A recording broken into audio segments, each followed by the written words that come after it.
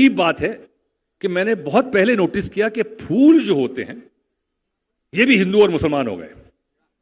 अब वो गेंदे का फूल जो है वो मंदिर में जाएगा और लिली का फूल मजार पे जाएगा। ये एक्सचेंज नहीं होंगे, ये मैंने नोटिस किया। बस किसी ने उसके ऊपर बड़ा अच्छा कह दिया यहां पे कि नफरतों का असर देखो, जानवरों का बंटवारा हो गया। नफरतों का असर देखो, जानवरों का बंटवारा हो गया। गाय हिंदू हो गई और बकरा मुसलमान हो गया।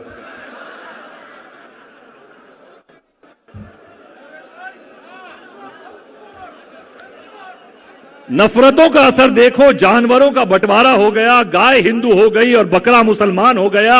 ये पेड़, ये पत्ते, ये शाखें भी परेशान हो जाएं अगर परिंदे भी हिंदू और मुसलमान हो जाएं। सूखे मेवे भी ये देखकर हैरान हो गए, न जाने कब नारियल हिंदू और खजूर मुसलमान हो गए।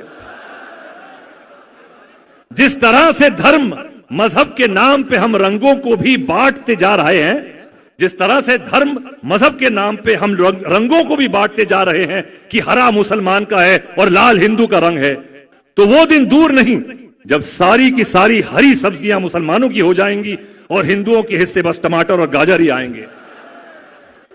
अब ये समझ में नहीं आ रहा है कि ये तरबूज किसके हिस्सों में आएगा।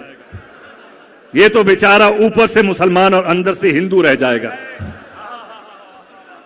ये बात मजाक में कही है लेकिन बड़ी गहरी बात है। और आज हम सबको, हमारा मुल्क जिस दौर से गुजर रहा है, मैंने शुरुआत की मेरे इमाम की तारीफ से और मजहब की जो बातें करनी थी, लेकिन लेके आया हूं यहां पे क्योंकि आज जो सबसे बड़ा डेंजर इस मुल्क को है वो ये बंटवारा है और जो जहर घोल रहे हैं लोग एक दूसरे के दिलों में ये मजहब का नाम लेकर। तो मेरी सिर्फ, जहां तक ये टीवी वाले हैं और जहां तक ये प्रोग्राम जा रहा है, मेरी इल्तिजा ये है कि ऐसे लोगों से बहुत दूर रहिए और अपने बच्चों को भी ऐसे लोगों से बहुत दूर रखिए, क्योंकि अगर इस देश की भलाई और सफलता चाहते हैं तो ये सबसे पहला कदम है कि इन लोगों को और इनकी जहनियत को हमारे घरों से, हमारे बच्चों से, हमारी बीवियों से बहुत दूर रखें।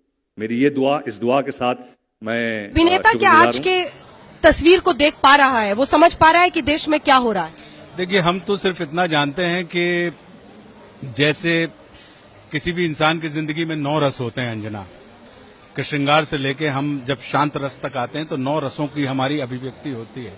तो ऐसे ही पूरी की पूरी सृष्टि जो होती है वो 9 रस से भरी हुई होती है। अगर उसमें से किसी एक रस को भी आप कम कर देंगे तो आपका जीवन पूर्ण नहीं होगा। जीवन होगा तो, लेकिन वो पूर्णता को प्राप्त नहीं करेगा। तो मेरा ये मानना है कि बांट दिया इस धरती को, क्या चांद सितारों का होगा, और नदियों के कुछ नाम रखे, बहती धारों का क्या होगा। और शिव की गंगा भी पानी है, आबे जमजम भी पानी है। मुल्ला भी पिए, पंडित भी पिए, पानी का मजहब क्या होगा। और इन फिरका परस्तों से पूछो, क्या सूरज अलग बनाओगे? एक हवा में सांस है सबकी, क्या हवा भी नहीं चलाओगे? और नस्लों का करे, हम और आप सब इंसानी नस्ल के हैं। पेड़ पौधों की एक नस्ल होती है, पशु पक्षियों की एक नस्ल होती है, वैसे ही इंसानों की भी नस्ल होती है जिसको हम बांट रहे हैं। तो नस्लों का करे जो बंटवारा, रहबर वो कौम का ढोंगी है। अब सवाल खड़ा होता है जिसका जवाब मुझे नहीं देना है, जिसका जवाब हमको और आपको स्वयं अपने आप को देना है कि नस्लों का करे जो बंटवारा, रहबर वो कौम का ढोंगी है।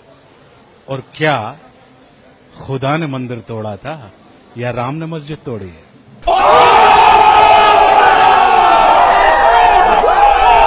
जनता को आप मूर्ख समझना बंद कर दीजिए। खत्म, bye bye, tata, good bye.